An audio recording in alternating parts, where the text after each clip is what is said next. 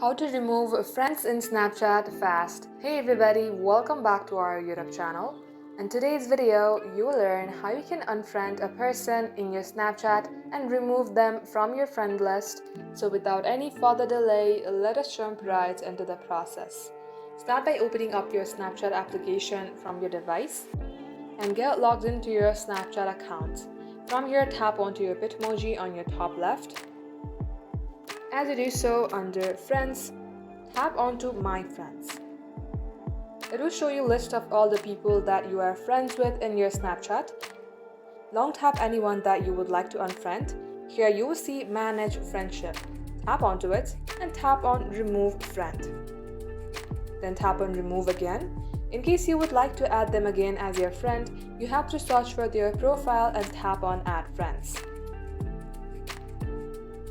Just like so, that person has been removed from your friends list. And that wraps up today's tutorial. Thank you for watching the video till the very end. In case you would like to see more videos on this topic, then do comment down below. We will be back soon with more tutorials like this.